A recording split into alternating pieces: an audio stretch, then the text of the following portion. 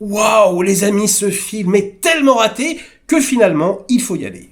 Et ça, c'est un tour de force.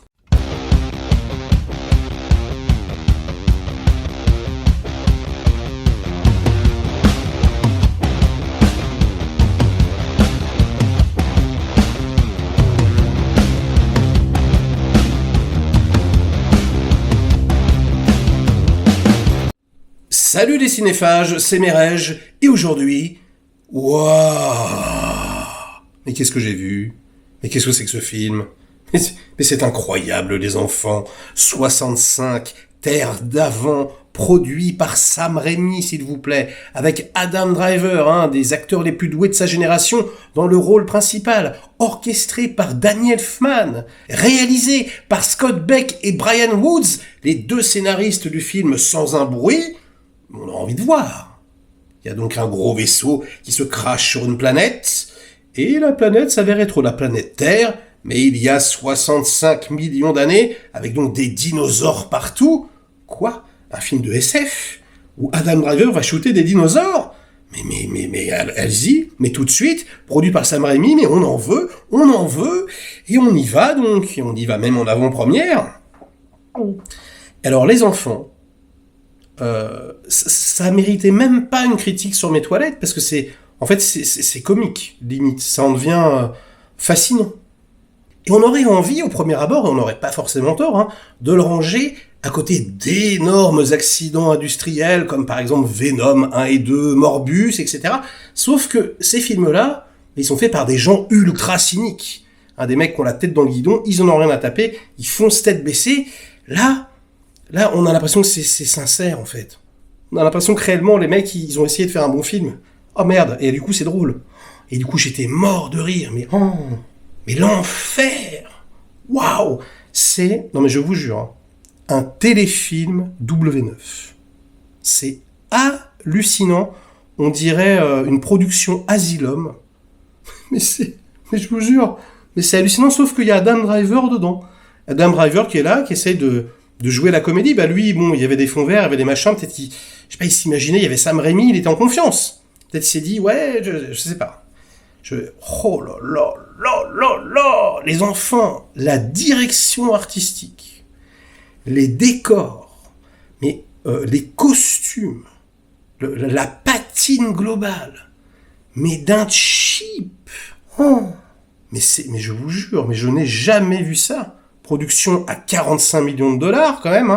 Non, pas 65, c'est réduit, donc c'est pas énorme. Mais tout de même, je veux dire, c'est quand même une sorte de huis clos. Alors ça se crache, ça reste longtemps à côté du vaisseau. Bon, il y a des petits dinosaures. Ouh là là, on va y revenir, mais je veux dire, il n'y a pas énormément d'action. C'est plus en réalité une relation entre lui et une autre survivante, une petite fille. C'est un petit peu à la Last of Us. Lui, il a perdu sa fille avant. Et là, voilà, c'est sa fille de substitution, quelque part. Ils vont devoir se frayer un chemin sur la planète. La vache, les effets spéciaux. Et je vous jure, c'est Sharknado. Mais c'est hallucinant. J'en revenais pas. Les textures, l'inertie des corps, les couleurs, alors, sauf 2-3 plans, parfois pour les petits encore, bon. Et c'est dégueulasse, de toute façon. Mais globalement, mais putain, mais quel enfer! Quel enfer! Et alors la musique, c'est pareil. Mais c'est schizophrène, le film, ils sont deux, je sais pas ce qui s'est passé. Donc on a Danny Elfman, qui compose un score qui est plutôt sympathique, et puis en fait il y a un autre mec, j'ai oublié le nom, j'ai la flemme de regarder, mais qui en fait pourrit le film en surlignant avec une musique Walt Disney dégueulasse. Donc il y a deux scores comme ça qui se superposent. Déjà, 1h30, c'était très suspect pour un film de ce genre-là. À mon avis, ils ont coupé énormément de choses parce que tout devait être complètement pourri. Je pense qu'il y a eu des reshots, c'est pas possible. Il y a quasiment plus de dialogue. C'est Sans un bruit, c'était pareil. Et pour le coup, ça, moi, ça peut me plaire. J'aime bien. C'est vrai que la petite, elle parle pas anglais. D'ailleurs, ils parlent tous anglais. On s'en fout. De toute façon, on n'est plus à ça près. Mais je veux dire, avec le peu de dialogue qu'il y avait, j'aurais préféré qu'ils parlent tous martiens, limite, ça m'aurait fait plus rire. Et cette relation, voilà, entre les deux, sans aucune ligne de dialogue, ça aurait pu peut-être amener quelque chose d'intéressant si ça avait été écrit, si les acteurs avaient été dirigés, si quelque... mais c'est hallucinant, c'est-à-dire que même lui, il arrive à être mauvais au bout d'un moment. Et le pauvre, il est en train de ramer. Et il essaye de vous emmener, mais ça marche pas du tout. Ça ne marche pas du tout. La salle était hilar. Les gens se marraient de tous les côtés. C'était l'enfer. Réellement. Et alors, je ne spoilerai pas ici, mais tout de même, le troisième acte, avec le twist, qui est tellement exceptionnel. Je veux dire, tu te dis, tu vois le truc, mais tu dis, ils n'ont pas fait ça, ils n'ont pas osé écrire ça. C'est pas ça la conclusion. Mais si, c'est ça. C'est incroyable. Franchement, c'est un navet plus tellement... je veux dire, on n'a jamais vu un truc pareil sur un écran. Le niveau d'amateurisme, il est mais exceptionnel. C'est grandiose. Et réellement, les mecs, on sent qu'ils l'ont fait avec le cœur. Je vous jure, c'est une dinguerie. Il faut y aller. Donc c'est pour ça que je vous encourage à découvrir 65 Terres d'Avant. Allez-y en famille avec des amis. Voilà, prenez du popcorn. Mais juste, vous allez être mort de rire. Vous allez ressortir. Vous allez même pas croire à ce que vous êtes en train de regarder, quoi. Prenez des photos. Non mais je vous jure, quoi. Oh, le générique de fin. Oh là là là là là là là. Avec, je vous dis pas ce que c'est, quoi. Non, je vous jure, c'est incroyable. C'est incroyable, tout est raté, rien ne fonctionne. J'ai même pas parlé du choix de focale, plus que douteux, des cadrages qui sont immondes.